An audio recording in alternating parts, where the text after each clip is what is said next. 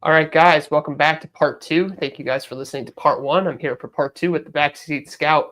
Once again, we've got three more quarterbacks to go through here. I think that the conversations on the first few quarterbacks are as good as I've heard anywhere.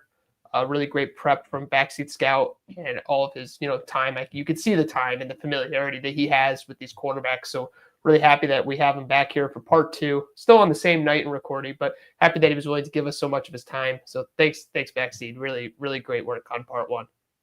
Yeah, no, absolutely. I always love talking about the quarterbacks. So yeah, no, happy that we get to have a part two with this. All right. Well, diving right into that part two, we're going to go with Jalen Milroe, a quarterback who I actually have as the number 2 quarterback on my board, slightly ahead of Shedeur.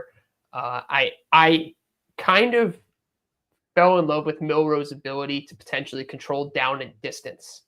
Definitely one of the bigger, more physical specimen style quarterbacks. He's very just a big dude. Like when you watch him, he's got the strong arm. He's got just a big body. Like he's definitely kind of the Jalen Hurts style quarterback. I think a lot of people are going to make that comp for him. So that's a pretty easy comp pick. He's not like Jamarcus Russell big or Cam Newton. I guess in some ways maybe a little Newton-like in terms of his physicality. But like in terms of just his general size, like he kind of fits that archetype. And I'll tell you like this about Milroe. I just see how he fits into this league, in the modern day league, which is kind of a mixture of old school sometimes even 1970s football, where teams are just trying to make like 4 or 5 yards really, really consistently, and then use those 4 or 5 yards to create explosive plays here and there.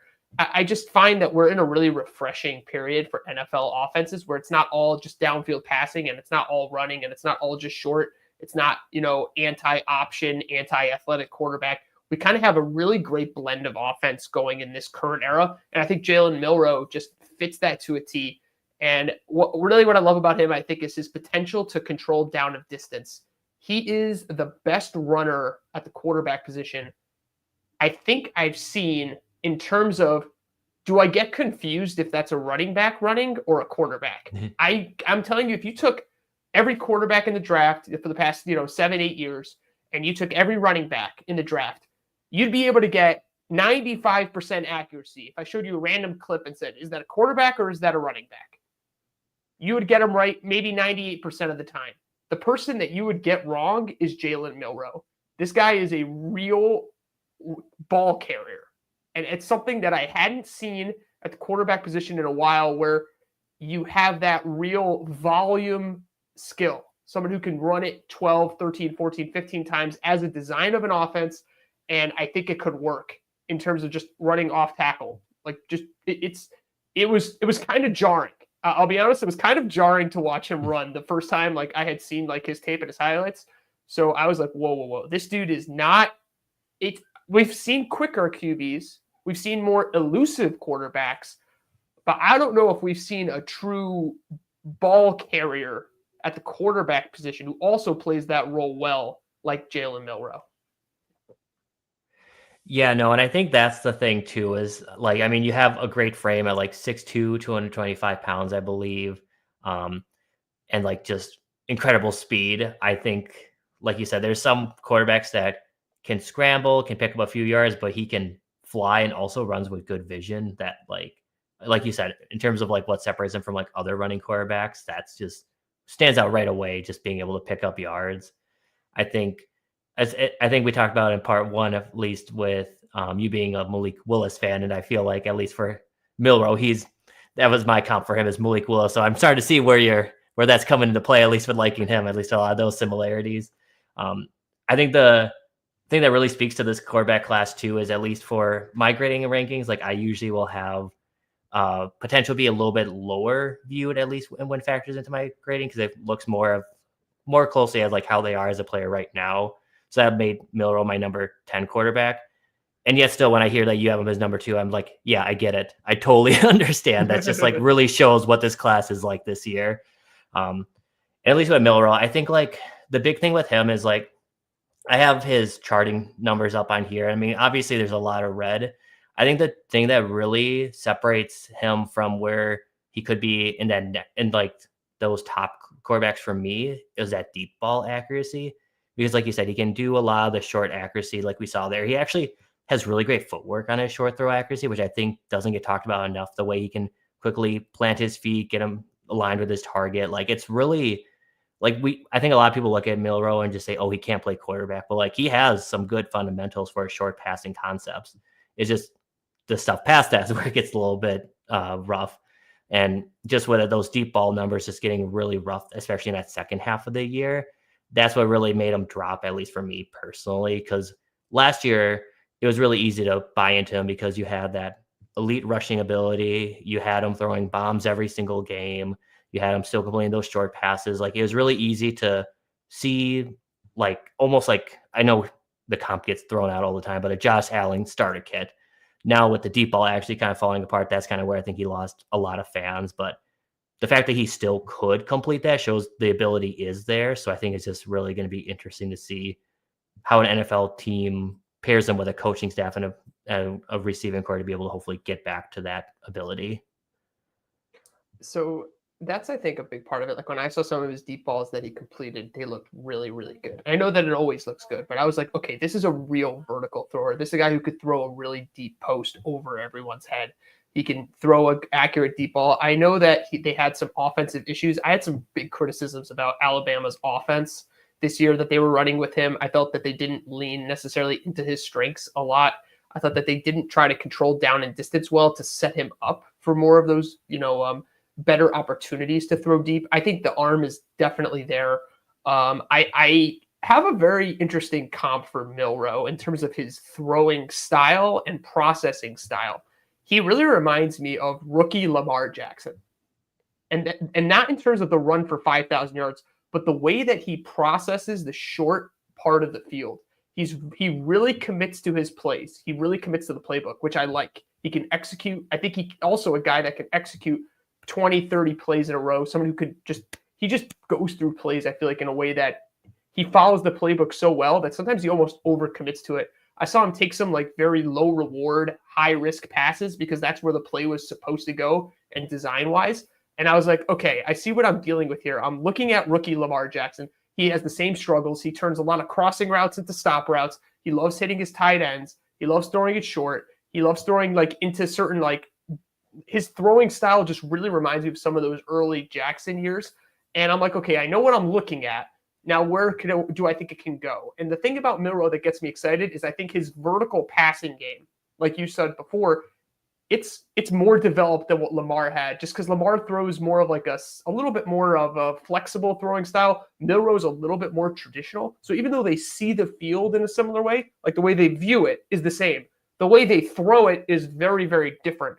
Lamar more of a little bit more sidearm, a little bit more creative. Milroe a little bit more just like really textbook, a lot of power. Just, Matt Waldman compared his throwing motion to Dan Marino. And he actually brought up the point that you brought up about his ability to kind of throw short and manipulate defenders. He really runs the plays. I think that, once again, just like with Shedeur, what I think somebody's going to like about Milroe is that this is a guy that can run the plays and is not going to embarrass me, but he also has all this extra rushing upside and option upside. Like, I don't think you're converting Milroe to a different offense. Like, I think that with Dart, there's a specific you could kind of go a few different ways with him. With Ward, you kind of have more openings of flexibility. Milroe, you're running the sort of either like an Eagles version of the offense, or you're running like a Baltimore version of the offense. You're going to be running something that's going to rely on the mobility and strength of your quarterback. And I think that he has the ability in the right place to be just to be so consistent in terms of keeping his team in front of the sticks. First down after first down, 2nd and 3. I see him also as a very good 4th down quarterback. So all of a sudden, 3rd and 8, you don't have to pick up that whole first down. Kind of like what the Eagles do with Jalen Hurts, where they're like, 3rd and 12, we're going to throw it in front of the sticks, hopefully get some yak, and now we're staring at 4th and 2. No problem. 4th and 1, no problem. This is a guy that kind of allows you to control the game in that way, and I think he's going to do two things. One, that's going to keep him out of bad situations. So I think the coach at Alabama, I didn't like the way he called the offense. I thought that they played way too far out of his strengths from time to time. Like, I'm just like, first down, why are we in shotgun dropping? Why are we like looking to throw like he's Peyton Manning? Like, that's not who this guy is. Just get a running back, do some option, have him run for 5 yards, have him run for 4 yards, and then eventually the defense will have to overcommit. or he'll be able to hit some plays in the flats, kind of similar to the way Lamar was playing earlier in his career. Like, to me, I look at Milroe and I just see already what I'm looking at. And that ground game, the foundation is there. I just think he's going to be able to do two things. One, keep down and distance measurable. And two, because he's going to be able to keep down and distance measurable, there will be 3rd and 1 opportunities, 4th and 1 opportunities. Like, Jalen Hurts is actually kind of starting to become a little bit famous for throwing it deep on 4th and 1, hitting A.J. Brown in a couple of games already on deep bomb touchdowns or deep bomb 40-yard passes on these sort of 3rd and 1s, kind of raising the ceiling of that offense. And I see a lot of similarities between Milroe and Hurts. I think that comparison's getting thrown out a lot, but I do think that Hurts has I believed in Hurts from the start. It's funny because when we looked at Hurts, I was watching CeeDee Lamb tape and I'm like, this quarterback looks pretty good. I thought the Patriots were actually going to take him and he ended up falling to the Eagles. But I actually had Hurts pretty high up. You said about Malik Willis, about how, oh, Malik, I see you're kind of guy. I don't think that Malik and Milroe are similar in that I think Malik actually has a lot more down the field. Like at Liberty, he was throwing some crazy throws down the field on improv runs. I don't think Milroe is going to be like sort of the improvisational vertical thrower. And I know we haven't necessarily seen it from Malik yet at the pro level. I get it. But to me, Malik kind of was more of a freestyle quarterback who I just happen to like the size, speed, arm strength, and accuracy for. Milroe is a little bit more like Hurts. I kind of want him playing within the scheme, being conservative, and taking more calculated deep shots. So I know that Malik hasn't necessarily done that in the pros just yet. I'm just saying what I liked from Malik at Liberty was kind of the more freestyle thing, and that's why I felt Tennessee was such a disaster for him in Vrabel's system. But I think Milroe really looks like another Jalen Hurts with a little bit more rushing upside. I don't know if he's going to have the character that Hurts displays in terms of his consistency and that type of stuff. I think he does, though. Like when I watch his tape, I'm like, I know what I have, and I think I could build a pretty good offense around it. So I think that most people that see Milroe as the second best quarterback in the class are going to say something along these lines, and that like he just translates to the modern game and what teams are looking at from a new offensive perspective. So that's kind of my opinion on Milroe. I really do think he's the second best quarterback in this class. Yeah, and at least with the part with Jalen Hurts, I will say, like, for full transparency, I wasn't a big fan of Jalen Hurts when he was coming out of the draft, but he's also a great example where a player can progress when he goes to the right team, when he has the right system around him, when they actually have a developmental plan instead of just trying to throw him in and it's just not a great fit. Where now we see a quarterback with his footwork's still not great, but it's so much better than it was at Oklahoma. His pocket presence is so much better, and he just has a much stronger feel of how to run an offense. So that's where it can be worth betting on that upside when, again, you're not rushing to go take a player like early in the draft and like force him out there way too early before he's ready to play. And I think too, at least like you said, with kind of to your point with the Washington coach coming to Alabama, it's kind of like we talked about in part one, where it's like you have these coaches that just want to run their system and don't think, okay, how does this work with my personnel?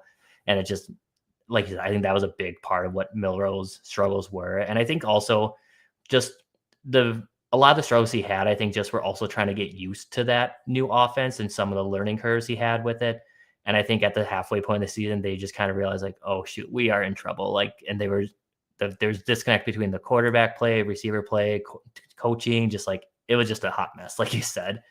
I do think at least with you mentioned about him getting a little bit too dedicated on going to the play, and I did see that a lot. I think the Oklahoma game is like the best example of Jalen Milroe doing that, where there were just so many throws where like the guy was blanketed and he would just still try to throw it in there. So I think that'll be the biggest thing, is making sure he's comfortable with the play call in the NFL, but also getting him in actual situations that leverage his strengths and don't just leave him out there to dry. Yeah, I have that's very much prevalent in my notes. It's why I compared it to the early Lamar years where like he would do the same things. And it's just a lot of like simple stuff, like better on horizontal or tight end reads than on sideline throws. Like he's not really an outside thrower in terms of like the way he likes to play. He likes to play middle out as opposed to outside in. Like you're going to go to Kyle McCord later on, and Kyle McCord is an outside in quarterback, 100% to me. And I look at Milroe and I'm like, this is a middle out. this is a middle out quarterback. He wants to look to the middle. For Silicon Valley fans, if you know about middle out, that's actually pretty funny. But he's a middle out thrower. He's going to throw seams. He wants to throw crosses, curls, and that's what he's going to be strong at. Just playing the running game in the middle of the field and like the intermediate seams and things like that. Like I just like his overall physicality. I think he's a strong guy. I think he's got the right build. I just think that certain things about him, he's a pro level athlete, an exceptional ball carrier. And I think that running is going to be kind of his leadership. I think the teams are going to be galvanized by his ability to run for the extra yard, push the pile. I think that that's going to earn him a lot of respect. I think that's also something I've been touching on a lot with these quarterbacks. I'm starting to realize that, like, how can these guys earn the respect of the locker room? I just think that Milroe is going to do that really, really quick with his gutsiness. And it's funny, like when I compare him to the other QBs in this class, I think that the quarterbacks that appeal to good teams are Shedeur Sanders and Jalen Milroe. I think Cam Ward appeals to just about everybody. There's probably a few people who don't love his size, like his height and things like that. But I think Cam Ward kind of would appeal to good teams and bad teams alike. But I think that the smarter teams are going to value what Shedeur and what Milroe bring to the table. I think that they're going to start to see where the nuance in their games has, higher positive value than others. Yeah, no, and I think also just which quarterbacks can actually elevate an offense. Like we have quarterbacks that can run maybe an offense efficiently, but like just how many quarterbacks have the arm that Milroe has? How many quarterbacks have the rushing that he has? Like if you're picking a quarterback that just has all the tools of a quarterback that is one of the best in the NFL, like Milroe at least has that. So I think if you have a coach that is confident and knows how to play to his strengths, like I think he's a great developmental option. I think, again, just you got to have a plan, kind of like the Ravens had with Lamar, the Eagles had with Hurts. It's just like, and that goes with a lot of these quarterbacks in this class, since we don't have a lot of like tier one, day one starters like last year. It's just the development plan is just so important this year for all of them, but especially for Milroe, just to actually reach that high ceiling of his. Yeah, I think that it's just, we talk about the ceiling. I'm not sure exactly where the ceiling is. I just think that his floor to me, or his medium level, I value his ability to pick up first downs and move the chains in that way.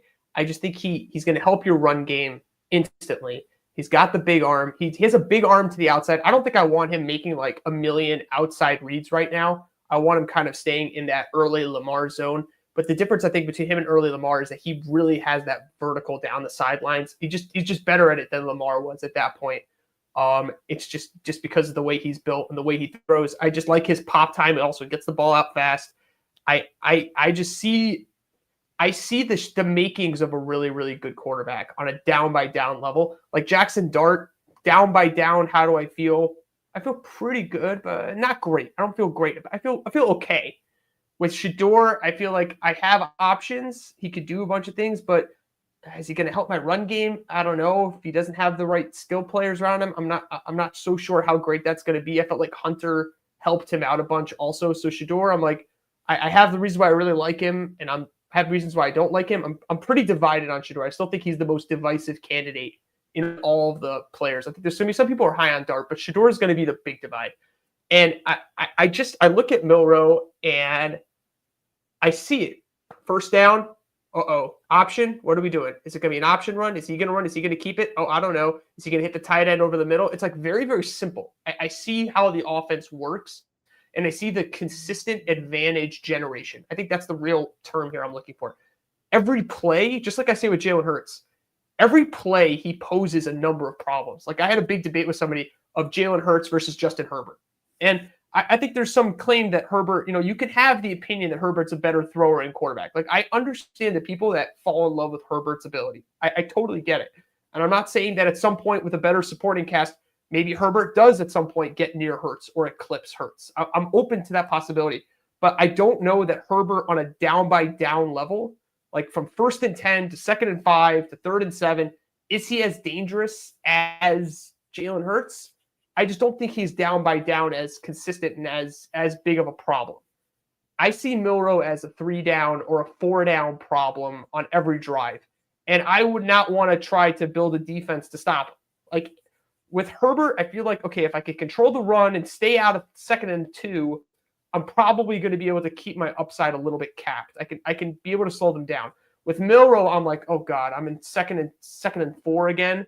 Oh no, it's 3rd and a foot, but they could go for it on 4th down. So I don't know what the heck they're going to do on 3rd and 1. I just find that Milroe on a down by down level translates better than Shedeur and translates better than Dart. I'm not sure if he translates better to Cam Ward, because Ward's just such a master in the short passing game that I think that he's a little bit tougher in some ways to handle than Milroe. But like I would even accept if somebody said that they thought Milroe was the best in the class. I think that's weird. I know that that's a weird opinion. But if somebody went up to me and said, I actually think Milroe might end up being the number 1 quarterback, I would say I get it. A little bit more than if somebody said Jackson Dart or Shedeur. I mean, maybe not Shedeur, but like for sure Dart. And I think even Shedeur, I think like I would say like, do I think he's going to be better than Milroe and Ward? He could be, but I'd probably bet the other two. Milroe versus Shedeur to me is a very fun debate. I think that there's going to be people on both sides, but I have Milroe as my number 2, and I'm pretty strong on that position. Yeah, and I think to play devil's advocate, I think, like you said, there's a lot of high floor you can add as a runner, but I think we also see, at least this year recently with the whole Anthony Richardson experiment, how much it can also backfire when we don't quite have as much development as we expected in the quarterback. So I think it's a tricky situation and I think they rushed things with Anthony Richardson a little bit. So I think if they gave him more time to sit, I think could have been there's still time for him to come back and be really good next year or in the future. But I think I think Miller will just require patience at least, than not rush him out there. I think that might be the way to do it. I wouldn't be surprised if he was also like more of the day 1 starter type. Like I have Dart firmly as like a week 13, week 10 starter. I think Milroe could be your opening day starter, and you're just going to have to go through some of the growing pains, same way we did in Baltimore. You're going to have to go through some of the growing pains with it, but I do see him as potential. I could see you having enough to work with to install just because of the run game. You could kind of install him week 1. I'm not saying I would do it, but I could understand it. It's funny you bring up Anthony Richardson, because me and Matt Wallman share this opinion on Milroe. We both like a lot of the same things, and he actually brought up Richardson on his quarterback show, and where he discussed Milroe as well. And on Richardson, he was like, "Well, Richardson had a lot of drops this year. He was pretty good actually. If you look at some other metrics and things like that, he was pretty high on Richardson, and I still like Richardson." So we'll see kind of where that goes in terms of like the long fuse in these quarterbacks. It's just interesting that you brought up Richardson, because there's actually conflicting opinions on his performance even last year. Yeah, no, and I think at least it is. I think for Richardson, it is more of a nuanced thing. It wasn't like a black and white, like, oh yeah, he was terrible, or it was like, oh, like the team was kind of collapsing around him. Like I feel like there's so much like play to play, game to game, and that happens when you have a quarterback with as little starting experience as he had in college, and just with the team around him kind of being in a bit of a flux right now, just with injuries and other personnel changes. So, and hopefully Miller goes to a little bit more stable situation. So he's another one kind of like Dart, where I'm just very interested to see what the NFL thinks of him, because I feel like he's in a free fall, because everyone saw the hand size and was like, oh, he's not a draftable quarterback. And then we find out either he did the OJ Simpson treatment and got bigger hands, or they just had poor measurements at the Senior Bowl. Now he has 9-inch hands. So I feel like a lot of people are out, but like you said, I can see a world where the NFL does view him higher, or at the very least, like I can see other people having high views of him and working out in the NFL. All right. So kind of where do you see him going? I have 2 specific teams in mind, but I'm curious where you think he could end up. Yeah, for me, to be honest, I view him more as like an early day 3 guy, maybe a late day 2, just with the upside, but at least for like looking more down the road, maybe a place like the Raiders. It obviously depends what they do, if they do go after a quarterback early in the draft or they decide to wait. Other than that, I think Seattle, I know we talked about them in part 1 a little bit, but I think he could fit well in that window of trying to have him sit behind Geno, get to know like how to run an NFL offense, take a lot of the learning curves that Geno had to do when he was rushed out and wasn't ready and how to implement those. I think that would be a really good fit for him long term. Yeah, I think the Seahawks would definitely take him at 18. I don't anticipate him being there. I don't know if the Raiders are going to take him. Maybe they do. I just think they're going to get a little scared off, and I think that they're a pretty logical Shador target. Just Shador in Vegas. I think everybody kind of sees that as like a possibility. I kind of see it too. They're the type of franchise that loves to gamble on these types of players. So I feel like Shador at 6 to the Raiders is something that's going to be widely like prognosticated. But I have two teams in mind for Jalen, and I think it's number 9, the Saints, and number 11, San Francisco. I have to say I'm terrified of him ending up a 49er. Like, absolutely terrified. I think Shanahan's already taken his shot with Lance, and it didn't work. But that doesn't mean that he was wrong in terms of what quarterback would be devastating in his scheme.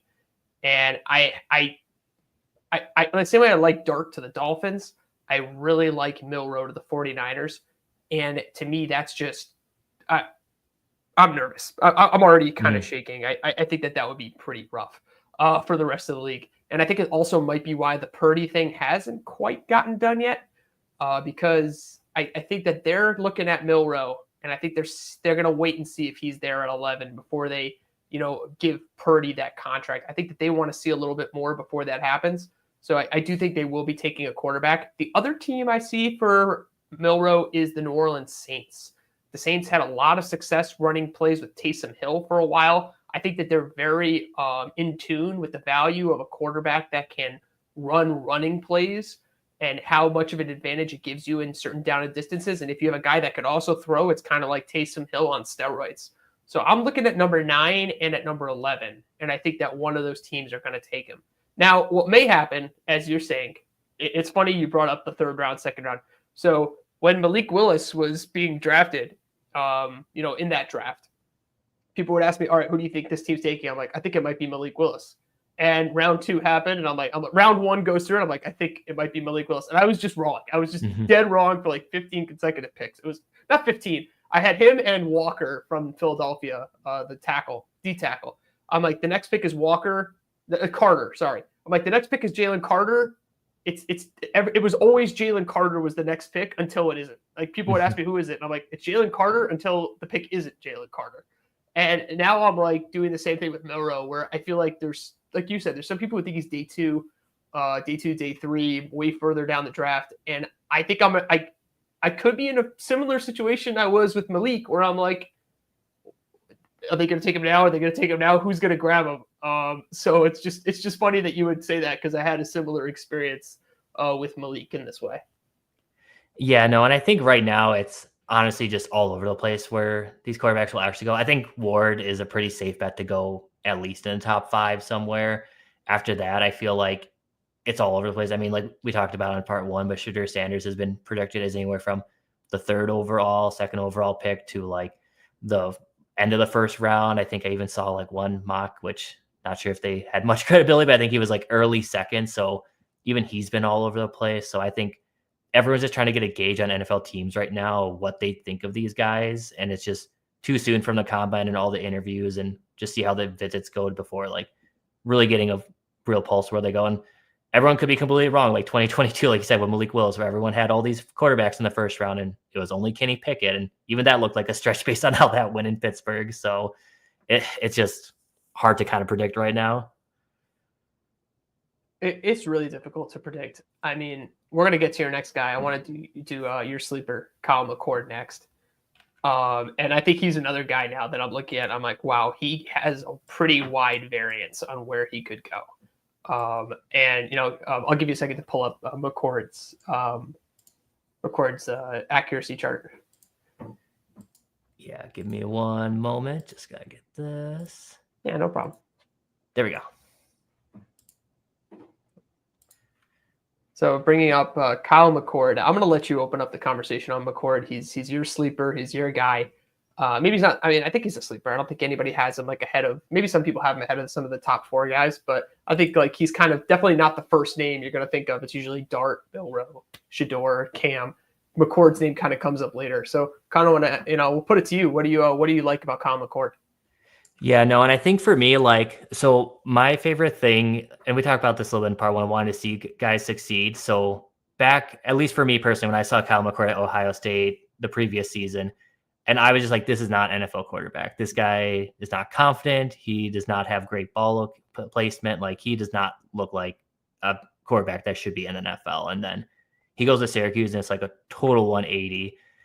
You can see on his accuracy chart here, his almost a full field is green. Even like deeper areas are looking really good, and he's doing that with great volume. So, and the big thing is, like, he went from being a not confident passer to being almost a too confident of a passer at Syracuse, where he's just taking like super gutsy throws, like throwing it in tight windows, taking some big chances. And a lot of times, like, he pays it off, to his credit. Like, some of the decision I'm like, ugh, but I mean, when you get a completion, like, I mean, that speaks to your arm talent and your awareness of leverage to be able to fit it over guys, fit it into a tight window. And that's something that is important in the NFL. When those windows get tighter and you need to squeeze it in. But I mean, he has just, I honestly, in my eval, I probably undersold his arm a little bit. He probably is, like, I gave him a B- for his arm strength. He's probably more of a B, maybe a B+. I think more around that B area, where that's more of like a quality starting quarterback arm strength. And he has great release. Like, there's so many times when teams would try to blitz him and they just had no shot to get to him, because he just would let the ball out immediately. So he's got the release, he's got the arm strength, his accuracy is there. The big thing for him is just that decision making. Like I said, he can be really gutsy, and especially like if you're just looking at box scores and you're just looking at like game to game, that Pittsburgh game is going to pop out immediately, where he had so many turnovers and he just looked honestly awful. He can just get really just tied into like trying to fit it into a tight window, know where his his read is, and just really lead the defense with his eyes. So that's the biggest thing. But I mean, if he is able to clear that up and just take that next step as a quarterback to not get himself into those traps, like, we're talking about a quarterback with good tools, with good accuracy, that in the right system. I mean, I didn't think too much of Brock Purdy when he was coming out of school, but and I don't think I would comp him to him, because I think it's a little bit of a generous comp to try to comp to Purdy with how he's been in the NFL. But there's a lot of Purdy in him, with the gutsy passing, the accuracy, ability to scramble. Not great, but at least to be able to escape pressure. Like, there is a lot to work with if he just goes to the right team with the right plan. So McCord is your sleeper. My sleeper is going to be next. And I wish I had picked yours. I love McCord's tape. I love it. I love the way he throws. I love his anticipation. He's playing the cornerbacks and the safeties. He's playing their leverages really well. He knows where he wants to put the football. He sees he sees the space that he wants to throw it. Sometimes he sees space that isn't there, and maybe it's a little bit because he wants to make the really hard throw, the throw that he's worked on. I could see it, especially on the outside. He's just really able to. He has good perception. He's still getting better, but he's got great perception on the outside receivers. He knows how to judge and gauge the safeties, and play kind of blackboard football. He does a great job playing blackboard football, and it shows in his footwork and his timing, because his mind is like, okay, if that's there, the ball's gone. And the way that I would kind of compare him to, if I had to look at it, my comparison for him, I think there's some Joe Burrow there. I think some people might give a little bit of Joe Burrow because of the way he's decisively throwing it deep down the field into the outer quadrants, like to Higgins and those types of throws. But the guy I think he's really a lot more like is Kurt Warner. I see a lot of Kurt Warner in his game, where sometimes he probably will take some pretty bad hits. He's probably a little more mobile than Kurt, but he'll take some bad hits, but he's also going to hit some back shoulder stuff, like underthrow the ball on purpose. He's going to have really good perception of the field. His perception is probably up there at the top of the class. I think a lot of people are going to love Jackson Dart and not realize that the quarterback they really think that they're really talking about is Kyle McCord. I think he perceives the field very well. I think he's practiced these throws in his own way. I could see it's independent practice. A little bit like I was talking about Cam Ward. And sometimes it's because, and you can see it kind of in like how he's overexcited about threading the needle. I think in your analysis, you caught the same thing. But kind of like Cam, I see a lot of survival instinct on Kyle McCord. I see somebody who did it his own way, who's got answers independently to the questions that defense are going to be. And I also think that he projects pretty decently against some higher caliber defenses, the same way that Warner was like, pretty good in the playoffs and just able to lead good offenses. And I think for McCord, he's going to amplify a good receiver.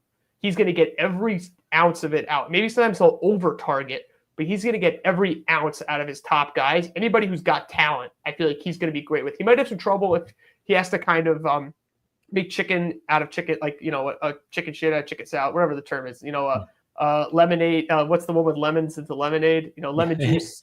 I'm getting all my things mixed up here, but like, to me, like, he's like, I think Shador would do better, like in terms of making a lot of discretionary decisions, whereas McCord's going to do better with the higher upside guys because he's going to know how to use their size and their speed and their body control to create angles on the throw. I'm jealous of you. When you said McCord was your sleeper, I was like, oh, okay. I hadn't watched a lot of tape on McCord even up until like a few minutes ago. I went and I just watched a few like quick videos and I'm like, I saw it instantly. I was like regretting that I didn't do more work on him because he's very much my style of quarterback. He kind of plays a little bit the way that I played. So I have some, like, maybe some bias and resonate with him, but Kurt Warner's game also resonated with me in that way. Maybe he's a little bit more mobile. I don't see him as a super mobile guy, but I think that somebody's going to look at McCord and be like, this guy can make all the high level throws. And I could see him shooting up draft boards, shooting up there just by some of the throws that he's willing to make, can make. And I think he's determined to be able to make even more challenging throws.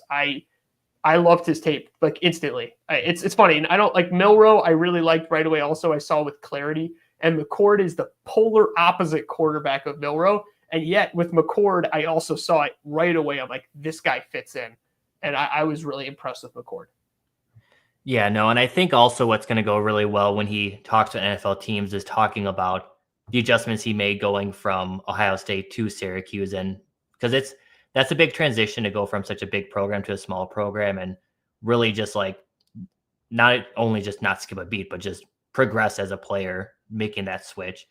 And I think at least showing that he can make a transition and still elevate his game and not regress like a lot of other quarterbacks that they may have concerns about. I think too, at least with McCord, there's a lot of, you mentioned like with the quarterbacks, but I think also there's a lot of, and I think the NFL Stock Exchange guys talked about this, but there's a lot of like Baker Mayfield in him too, where he tries to play like Baker a lot with making those gutsy throws. And Baker is loved by his players. Like you said, like will feed his top targets. And I think there's a lot, like you said, that McCord can do as well. But he's also has some good awareness to be able to hit his check down and get those easy plays when they are present to be able, and is capable of reading defense when he works his way there. It's just, he's got to get those boneheaded plays out of the way. But again, that's what NFL coaching is for. Yeah, I watched him for a few minutes. I kind of immediately grasped the type of player he was. He's definitely somebody who would benefit from, that check down game, just so that he doesn't force too many second read backside throws that he's going to make assumptions on. Either assumption number one that he could, that he can make the throw, but assumption number two is that the guy's even generally open. Like, I could see him making some pretty gutsy guesses out there that'll be like, did you really see where he was throwing? Like, did you really? And he's like, no, well, I just figured that because this guy was here and that guy was there, that this guy had like a 75% chance of being open. And sometimes he'll be right. But I also think that sometimes it's going to be like, we really would have preferred you just get that to the wide open running back in the flat. So I kind of see how like a good check down receiver obviously benefits every quarterback. But I think it would really benefit him just so that he feels like that guy could pick up 10, 20 yards on a short pass, as opposed to like, oh, I'm checking it down to dump off. We're going to get tackled, 2 yards, 3 yards short of the sticks. I do think actually what you're saying about the check down threat is actually very important for McCord, just so that he doesn't feel overly pressured to force these balls in. Yeah, no. And I think that'll be the biggest thing and that's a very easy to coach thing for a lot of players too, which at least with a lot of the players we've talked about, there's like, okay, can he read a defense? Can he make this adjustment? Can he escape pressure, like make good plays against pressure? But for McCord, if a check down is one of the things that can at least help that decision making, like that's a really easy scheme thing just to be able to fix. Like obviously it's not going to be as simple as just like the next day that's going to be fixed and he's going to be leaning on that more. But when you can scheme to fix that area weakness a lot easier than a lot of those other clear deficits, like that also, again, makes it easier to justify taking him earlier than some of the other quarterbacks we've talked about. Yeah, I think it's funny because I'm comparing it to Cam Ward right now, because they have sort of a similar footprint to me in terms of their pocket presence and the way that they quickly make their decisions, whether it's Ward in the short passing game.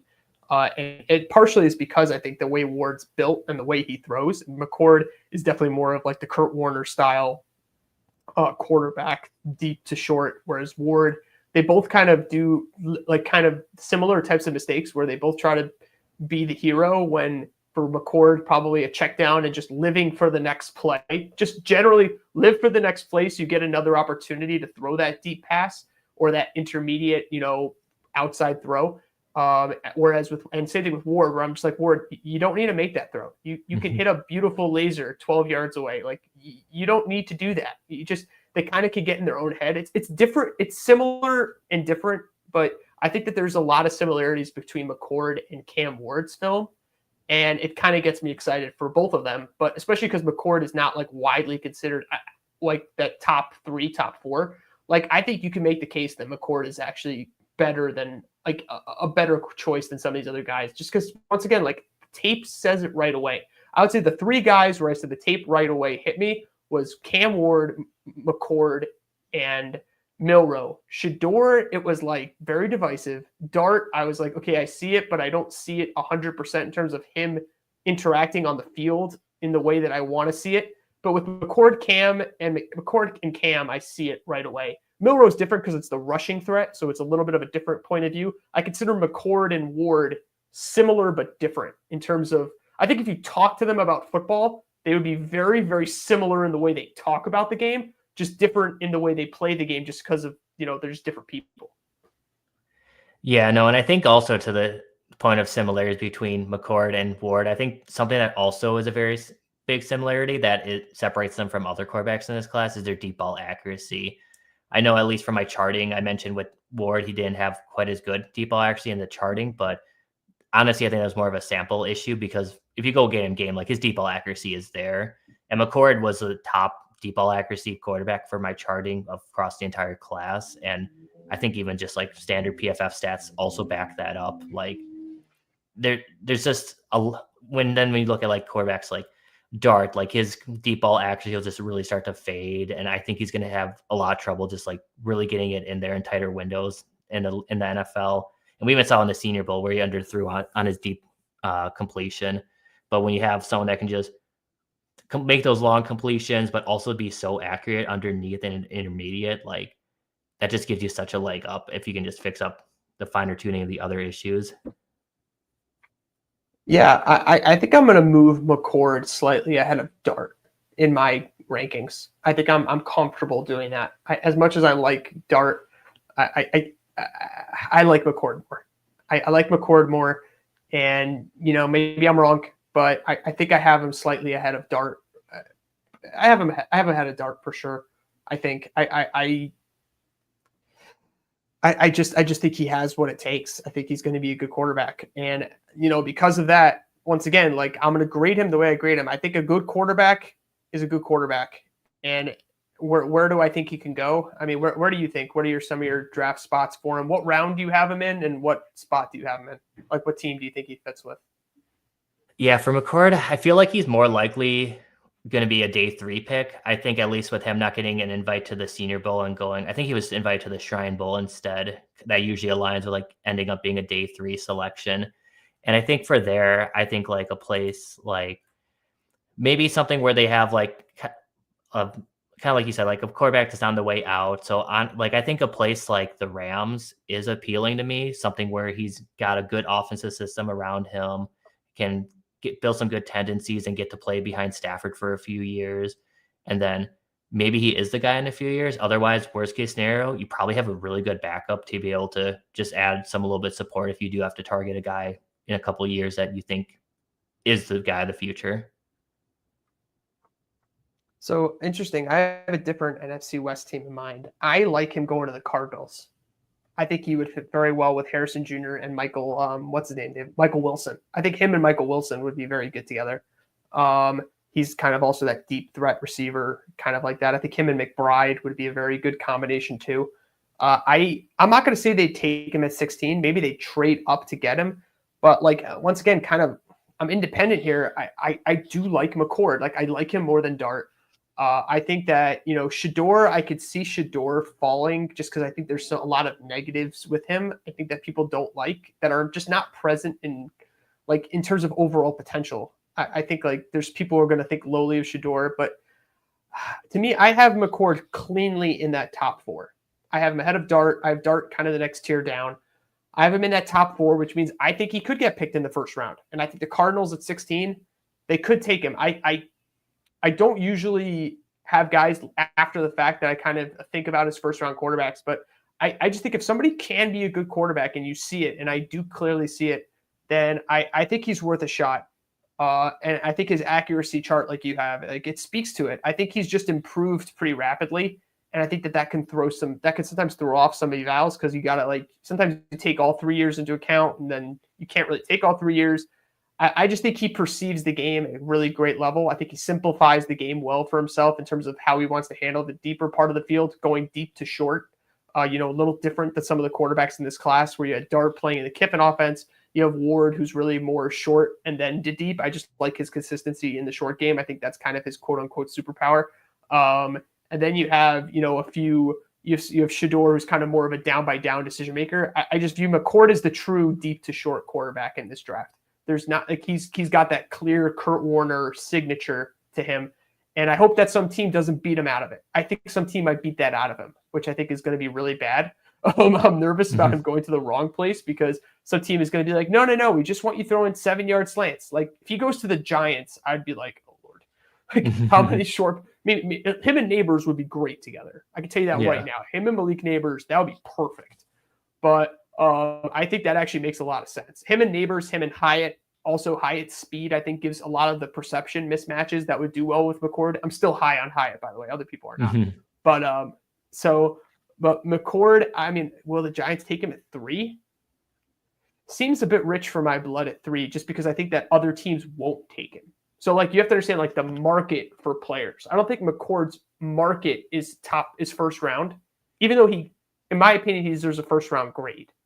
I don't know if the perception in the market is like that. I had this issue with my podcast with about Charvarius Ward. I'm like, I think he's worth X per year. And he's like, well, it doesn't look like he's going to get those offers. I'm like, okay, that doesn't mean that my evaluation of what he'll do is wrong. It's just that just because I think X of him doesn't mean I'm going to pay him, more than the market by $4 million. Doesn't mean I'm going to do that. So I think that McCord's market may allow a team to trade up and get him. I think that could be a part of it. The same way that Lamar's market kind of fell and then the Ravens traded up into the first round to get him. I could see a team trading up for McCord. I could see that happening. And I also think that Pittsburgh could be into McCord. And I think that, I don't know if people have linked Pittsburgh to him, but I actually think that Pittsburgh is a really good spot for him. So I'm curious how he would play, how that could happen. So McCord to Steelers would be like my juicy call, I feel like.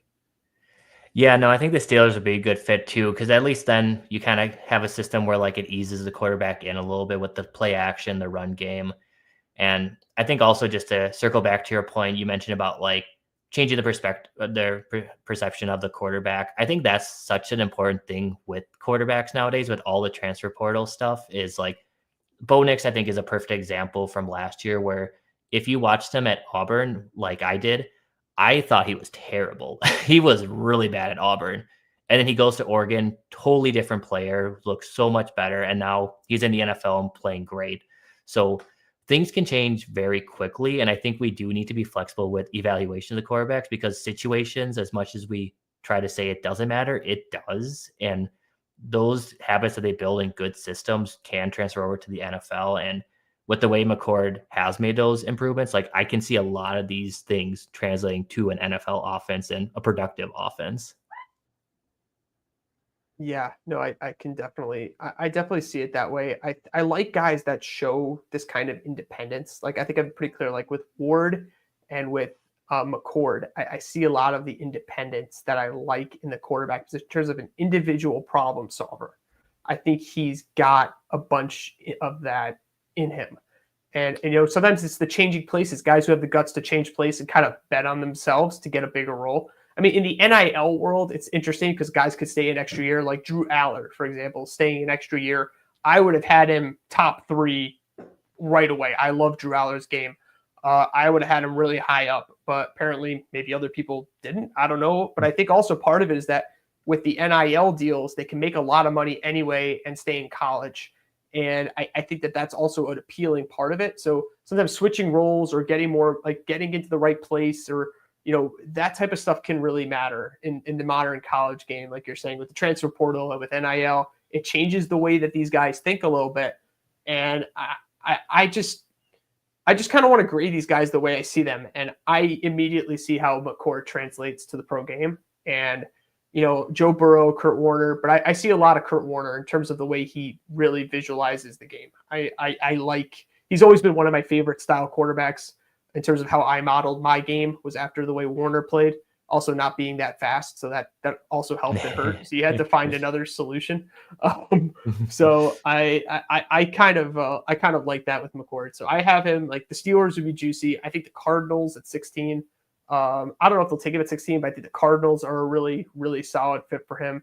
And Miami definitely comes to mind as well. But I think that the Cardinals and the Steelers have like the right fit with Pickens and with Harrison. All of them have good tight ends. That could be a good safety blanket for him. Good size guys. So I think that's pretty much where we see it.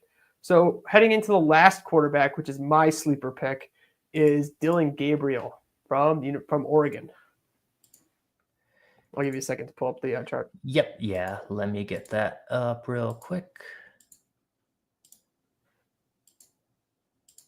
There we go.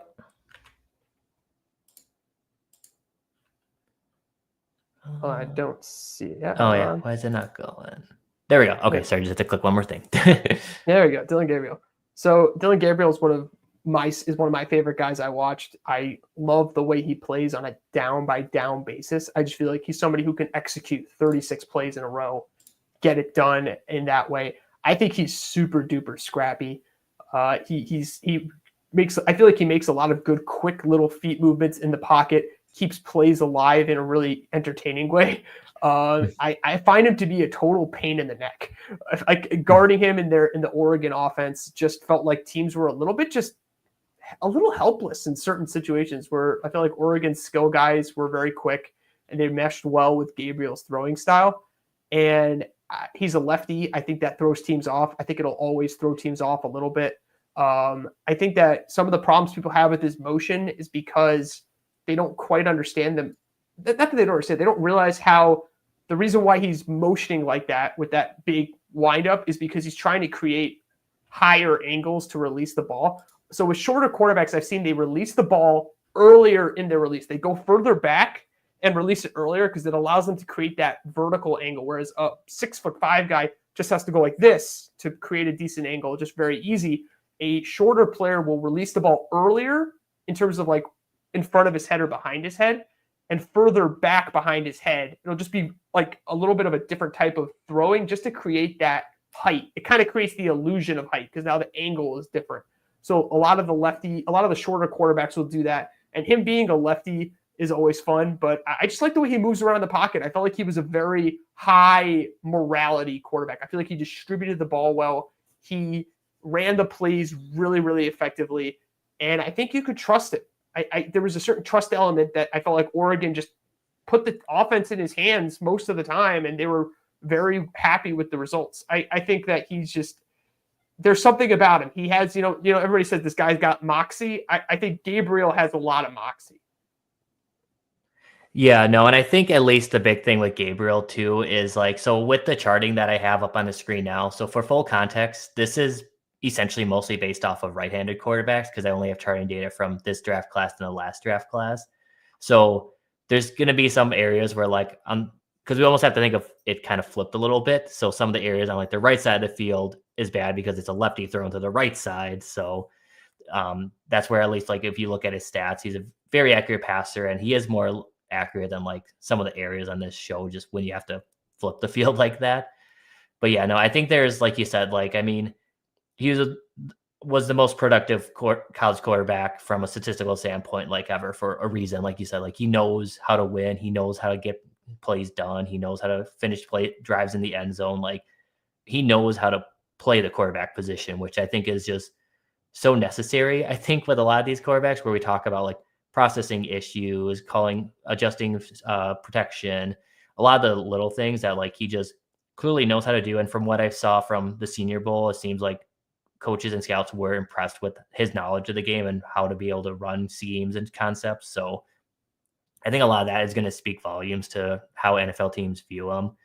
And I think the big thing for him is just, like you said, the lefty thing, the height thing, and then also just the possible arm strength limitations, just seeing of exactly what you can get out of him, even though, because he might be able to know what he needs to do, but can he physically get those throws to those areas? Yeah, I think the knocks on Gabriel are going to be similar to what you just said. I also think that there's a part of it is that he's not physically imposing. So he doesn't create, like Milroe creates natural advantage right on the field. Cam Ward, natural advantage. This is a little bit more like Shedeur, where you have to understand what you're looking for and then value it and value that specific thing. I think that Shedeur and Gabriel are a little bit interesting. Shedeur's obviously got the regular height. He's got a nicer throwing motion. He's not the awkward lefty. You know, he's easier to work with. He's also clearly been to he just looks like an AAU quarterback, Shedeur Sanders. I don't know how to explain it. He almost looks like he came off of like the carbon copy conveyor belt, but it's for white quarterbacks. And that's what's so blows my mind about Shedeur is that it looks like they kind of beat up a lot of his individual habits and turned him into this, they chiseled him out of iron. It's kind of cool. And I kind of appreciate it because Shedeur really has a great throwing motion. He's really clean. And it's just funny to watch, a quarterback who everybody would think he's Deion's kid. He's going to be this live performer, this improviser, this speedy athlete. And then to see him be just such a fundamental quarterback is just it's a little bit jarring. I have to say, I know I'm talking about Shedeur a lot, but it's really strange to watch because of the way Deion is, and his kid is totally different in terms of the way he does things. It's so funny. But kind of like Gabriel in a way, in that you have to kind of appreciate the execution. You have to appreciate the consistency. And I just, when you run a certain type of offense, you're going to get pigeonholed there. And they're going to say, okay, this guy can't really run any other offense. And they're probably right. He probably should be running the Oregon offense. It's kind of the right way to build around him. I don't know if I would put him in the same scheme. I would put a Jackson Dart or a Milroe. He's going to run his specific thing, and he's kind of limited to that. And I look at him and I see just he's got a little Doug Flutie in him. Does that make sense? He's got a little bit of that magic to him, where it just, you don't really know exactly always how he keeps figuring it out. He just keeps having the answer. It's weird. It's you don't expect this kid to always have the answer to the questions, but he always seems to have it. And there's got to be something behind that. And I think that his mobility is also a piece of it. I think that he's good at managing his mobility in relation to his receivers, and it gives them extra time to get open. And then when they get open, he's able to hit them in stride. I just found a lot of things I like about him. Now, Gabriel is probably the only quarterback here. Well, I have Dart also. I don't have Gabriel as a first-round grade. Gabriel, as a Ravens fan, I would love for the Ravens to draft him as our backup quarterback. So I have him as a really fun, feisty backup quarterback. And that's weird because most people, when they put out quarterbacks, I think he's going to be the starter for 10 years. And I'm I don't know if he'll be the starter for 10 years, but I think you could have, on the right team, 2 or 3 really, really fun years with Dillon Gabriel. And I think off the bench, he's going to really surprise some people and give you a really high quality backup. So he kind of fits into a different mold, whereas kind of like Doug Flutie. He doesn't probably have the physical skills that Flutie has, but I think as a passer, he's more advanced. For Flutie, there was kind of nobody thought he could be the starting quarterback for 10 years, but on the right team, with the team that committed to him and had a plan for him, he could be really, really fun to watch. And Gabriel, to me, it just was fun to watch. I thought that their offenses they just worked so well that I could see a team being okay, we're not taking him in the first round. It's just too big of a risk because of all the other measurables that go against him. And I think those are fair. I'm not here to go and say, take him number 10. I'm not going, it's not what I'm saying. What I'm saying is that when you get this guy on your team, he's going to help you. You're going to have a week where your quarterback goes down. He's going to come into game. He's going to win the game for you. He's going to win it outright. And it's going to be like, oh, this guy can play. Now, maybe he can parlay that into some sort of long-term starter role, but that's not where I see it. I kind of see he's going to have this sort of peak somewhere where it's the right team in the right place is going to get their hands on him, and he's going to be exceptionally entertaining. Yeah, no, and I agree. I think I see him more as a backup as well. I think just with the physical limitations, it does probably just cap him as a high-end backup. But I think the big thing that is needed to be a good backup, and really probably the most important trait in general for a backup quarterback, is the processing and awareness, which, I mean, he's shown throughout his entire college career just how well he can read the field, how well he can run an offense. Like you mentioned earlier about like being able to be in the right scheme or be able to produce outside of schemes. And like he produced at UCF, he then transferred to Oklahoma, produced there, transferred to Oregon, had a great year there as well. So like everywhere he's gone, like he's been productive. So and to be able to do that at like, I know a lot of them aren't very like complex in terms of NFL style schemes, but like just to be able to jump from scheme to scheme and pick them up so quickly and run them so effectively is a testament to his knowledge. And I think that's going to speak to a lot of NFL offensives, just knowing like, okay, if the starter goes down, like we have a guy that can come in, make the right reads, like you said, keep the ball moving and just keep the offense on track. I think that this is also a fun part about, complicated versus simple. I kind of like simple. Like I've grown, and maybe it's because Lamar's my quarterback, but Lamar's kind of complicated, really. But I think I kind of always appreciated teams, not just that could run the ball, but that could just understood that simple advantages and just kind of putting their finger down on the patient. Just like, you're bad here. We know it. We're just going here until you overcommit and move it. I just think that you are trying to find advantage in any way possible. And I think Gabriel is good at understanding how his team could get advantage. And it's using his players. It's not necessarily using himself, but he knows how to use the weapons around him and their strengths and weaknesses. And he's creative in terms of the way he moves in the pocket. I liked kind of the way he was moving around to change the angle for him to throw sometimes. So I think that, I don't mind that a scheme is simple. I think that that's actually taking more precedence in the modern NFL, where they suddenly realize that there's only one Peyton Manning. There's really only one Brady. And that really one of the more easier ways to build a consistent offense is with your Lamars, your Jalen Hurtses, your Milroes. Obviously Milroe's not an NFL player, but I'm just making a point. Like the guys who just right away, that's the advantage we have. And we're just going to just put our finger on the patient. It's just going to be painful. We're just going to keep making that painful for you. And I think that we're starting to see kind of a shift back. I think a healthy shift back. I just think that we had this time where like everybody was expecting to be just this down the field thrower like Josh Rosen, and we were expecting 20 Josh Rosens. He kind of fit that model, the Matt Leinerts, and now we've started to kind of shift back to a healthier place where you have your downfield guys, you have your moving guys, you have your big strong guys, your little quick guys. I feel like we're in a pretty healthy place in terms of the quarterback position. You have your timing guys too, like people who think they can just build off of that. Like you do have more diversity in the offense in terms of what teams are looking at the quarterback position. So I just think that Gabriel is going to be a really pesky backup somewhere, and he's going to win some games as starter. Like I wouldn't be surprised if he walked into like a playoff game, like when Jay Cutler got hurt and their quarterback, I forgot who it was. Their quarterback came in and almost won the game. They had a late turnover or something that costed them. I think it was an NFC Championship game where that quarterback came in. Like it wouldn't surprise me. Like he has this just phenomenal cameo appearance somewhere in his career. Yeah, no, definitely. And I think at least for him, like you talked a little bit about like scheme, and I think Gabriel is someone that, and that's the big thing with quarterbacks in schemes is like, can they play outside of that? Because that is ultimately the thing too that like separates like a backup that's just like thriving based off the offense and one that could like win a football game is who can operate outside of a scheme. And maybe I wouldn't say he's a backup, just depending on certain people's view on him. But like that's like my concern with someone like Jackson Dart, who plays in a pretty simplified scheme, was when things break down, he looks really lost. Whereas Bo Nix, for example, when things broke down, like he looked more controlled. He knew where his checkdowns were. He was pushing the ball downfield. And I see a lot of that in Gabriel, at least for his former tape. This year, I think he got a little off track and moved the needle to maybe a little bit too conservative with the way of how he was a little bit too willing to just take the check down and not push the ball a little bit downfield on when the play did break down. So, but he's done that in the past at Oklahoma and at UCF. So I think he can do that again. I think it was just probably Oregon just wanted to be a little bit safer with the ball with him. But I think at least if he can, he's a player that can play in structure, play out of structure, which again, just gives you a lot of opportunity as if he ever does have to come in.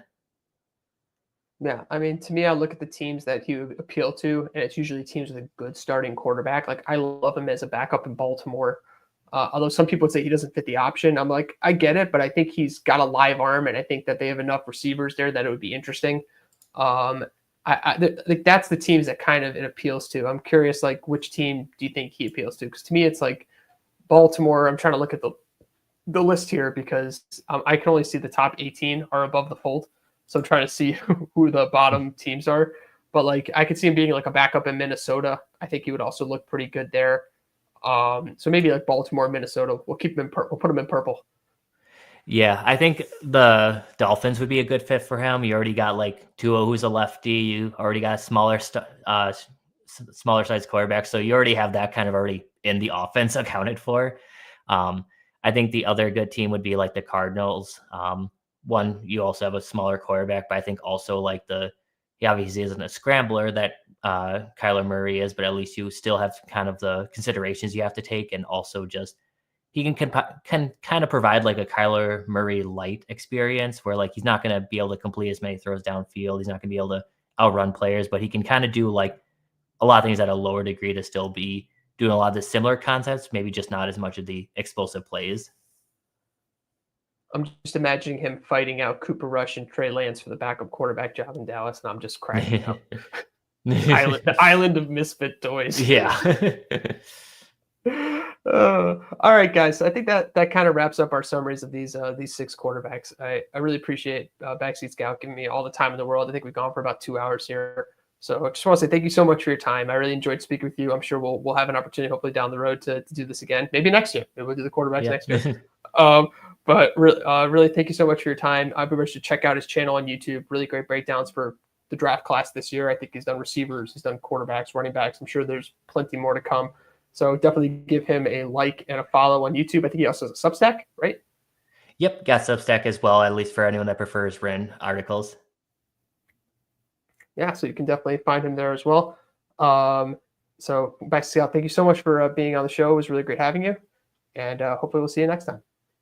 Yeah, no, thank you so much for having me. And yeah, looking forward to more quarterback discussions. For sure. Down the road, I'm sure we'll have some text threads on it where, we'll be wrong and right depending on what year we choose. Yeah.